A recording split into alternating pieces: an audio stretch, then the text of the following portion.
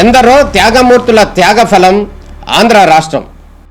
నేడు ఆంధ్రప్రదేశ్లో ప్రజలు సుఖ సంతోషాలుగా ఉన్నారా? ప్రస్తుతం ప్రజల మధ్య ఉన్న కులాల కుంపట్లు ఎవరి కోసం? చంద్రయాన్ రాకెట్ యుగంలో కూడా వర్ణ విభేదాలు దేనికి సంకేతాలు? రాజకీయ పార్టీల నేతలు ఏం చెప్తున్నారు? నేటి కాలంలో ప్రపంచాన్ని శాసించే మన యువత మేధాశక్తి ఏం కోరుకుంటుంది? తెలుసుకోవాలంటే ఆంధ్ర యువగలం. ప్రజల మాటే మా నోట. హైదరాబాద్ సికింద్రాబాద్లకు ట్యాంకు బండతో నేను సాంస్కృతిక వారధి కడితే, ఆ తర్వాత సైబరాబాద్ అనే కొత్త నగరాన్ని పుట్టించి తెలుగు నేలకు ఆధునిక ప్రపంచానికి సాంకేతిక వారధిని కట్టించిన వాడు చంద్రబాబు. లక్షల రూపాయల జీతం గురించి ఏమారైనా కలగన్నామా? దాన్ని సాధ్యం చేసింది నా తెలుగుదేశం ప్రభుత్వమే అని చెప్పడానికి నాకు గర్వకారణంగా ఉంది.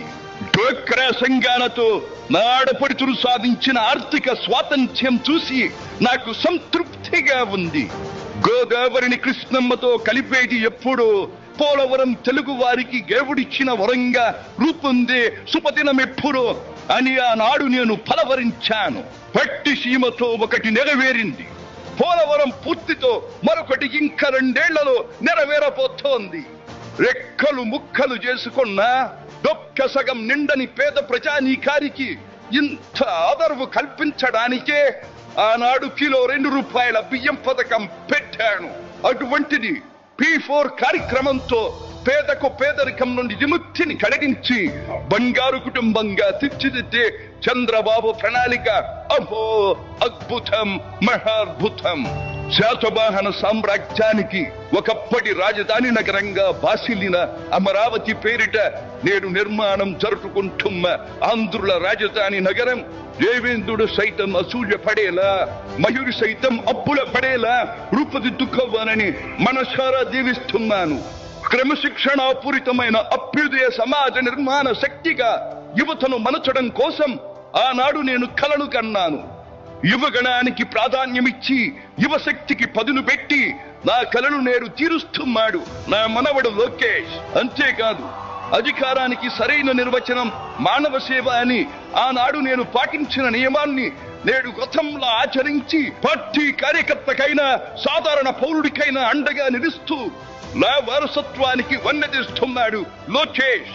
గగన సీమ నుండి ఇది చూసి అయ్యారే ఫలా ఫలా మనవడా ఫలా అని మురిసిపోతోంది నా మనస్సు. ఈ దేశం మనది, దేశ సమైక్యతే మా సిద్ధాంతం, మా రాష్ట్రాభివృద్ధే మా దేశాభివృద్ధే మా లక్ష్యం అంటూ ఆనాడు నిత్యం నినదించేవాడి. ఈనాటి వికసిత భారత్, వికసిత ఆంధ్రప్రదేశ్ గురించి వింటుంటే ఇదే కదా నేను కోరుకున్నది అనిపిస్తోంది.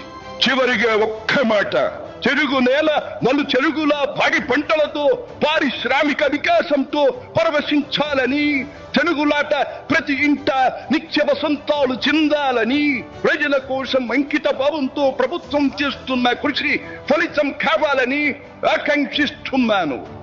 సెలవు. సర్వే జన సుఖినో భవంతు.